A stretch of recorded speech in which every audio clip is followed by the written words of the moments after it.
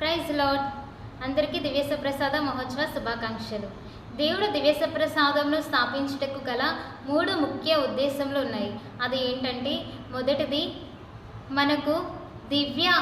మన ఆత్మకు దివ్య భోజనమే ఉండుటకు, 2 మనతో నివాసం చేయుటకు, 3 తన మరణమును జ్ఞాపకపరుచుకునుటకు. మొదటి ఏంటంటే, మన ఆత్మకు దివ్య భోజనమే ఎలా ఉంటుంది అని చెప్పి అనుకుంటారు.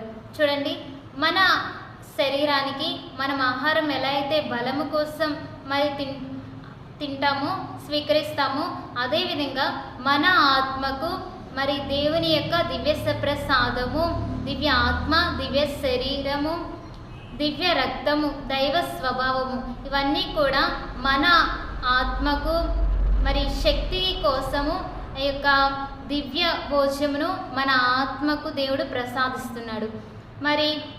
దేవుడు ఎటులా మనతో నివాసం ఉంటాడు.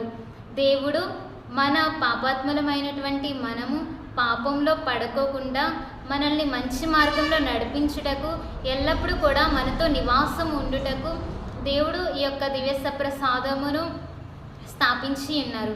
3 తన మరణమును జ్ఞాపకపరుచుకునుటకు. లాస్ట్ సప్పర్ అంటారు. దేవుడు జ్ఞాపకార్థము కొరకు తన ఒక రొట్టెను ద్రాక్షారసమును తన 12 మంది శిష్యులకి ఇచ్చి, ఇది నా జీవాహారము, దీనిని తిని భుజింపుడు, మీకు నిత్య జీవాహారము ఇదే అని చెప్తారు. నా రక్తము పానం చేయండి, ఇదే మీకు జీవపానము అని చెప్తారు. అందుకని ఇది లాస్ట్ సప్పర్ అయిన తర్వాతే దేవుడు స్లీవలో మరణిస్తారు.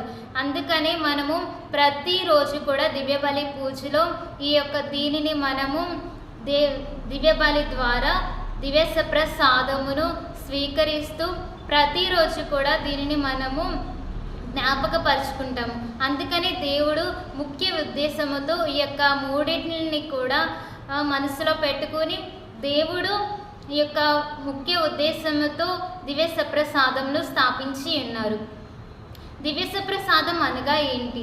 గోధుమ అప్పం యొక్కయు, ద్రాక్షారసము యొక్కయు, దేవుని గుణములలో దేవుని యొక్క దివ్య ఆత్మ, దివ్య శరీరము, దివ్య రక్తము, దైవ స్వభావములు, ఇవి ఉండుటయే దివ్య ప్రసాదము.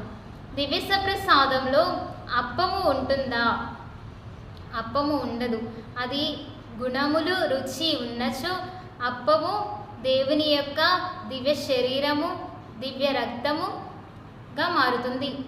ఇది ఎప్పుడు మారుతుందంటే, నడి పూజలో గురువు ఏ విధంగా అయితే బలిని సమర్పిస్తూ ఉంటారో ఆ సమయంలో మనందరం కూడా మోకరించి ఉంటాం కదా, అదే సమయంలో దివ్య ప్రసాదము ఆ యొక్క అప్పములో వేయించేసి, అప్పములో ద్రాక్షారసంలో దేవుడు వేయించేస్తారనమాట. అందుకని మనము ఈ దివ్య ప్రసాదముని లోకనినప్పుడు 1 గంట ఉపవాసము ఉండి, నీళ్ళైతే తాగొచ్చు అని చెప్పిన్నారు. 1 గంట సేపు ఉపవాసము ఉండి మనం ఈ దివ్య ప్రసాదం అనేది తీసుకోవాలి.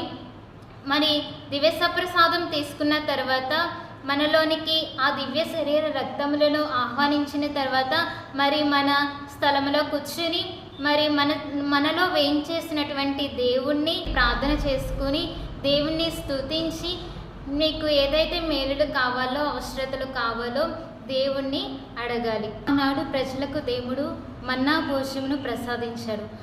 ఈరోజు మనకి దివ్య ప్రసాదములను, ద్రాక్ష రసమును, రొట్టెను, ఈ వీటిని మనకు దేవుడు తన యొక్క దివ్య శరీర రక్తములుగా దేవుడు మనకు వీటిని అనుగ్రహించాడు. వీటిని మనం లోకున్నప్పుడు చాలా పవిత్రంగా ఉండాలి. పాపము ఏమన్నా చేసి ఉంటే దేవుని సన్నిధిలో క్షమాపణ అడిగి దేవుని ఈ యొక్క దివ్య ప్రసాదములను లోకొనాలి.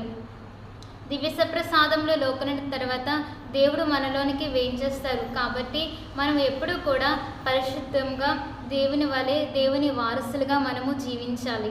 యేసు ప్రభు పీఠము మీద దివ్య మందసములో దీవారాత్రులు నివాసము చేయుచు మన మనవులన్నిటినీ ఆలకించుచున్నాడు. దివ్య పూజా బలి యొక్క ముఖ్య ఉద్దేశములు ఏంటంటే, మొదటిది దైవార్చన, 2 కృతజ్ఞతా అర్చన, 3 దివ్య సప్రసాద క్రమము. దివ్య పూజ సర్వేశ్వరునికి ఎందుకు సమర్పించబడుచున్నది అని అంటే, సర్వేశ్వరుని ఆరాధించి మేలగిన స్తోత్రం చేయుటకును, మనము దేవవర ప్రసాదములను పొందుటకును, మన పాపములకు రాగదిన అనిత్య శిక్షల తొలగింపును పొందుటకును దివ్య పూజ సర్వేశ్వరునికి సమర్పించబడుచున్నది. కదా, మరి యొక్క వీడియోతో మీ ముందుకు వస్తాను. మరి నా ఛానల్ని సబ్స్క్రైబ్ చేసి like, share and comment. Thank you so much.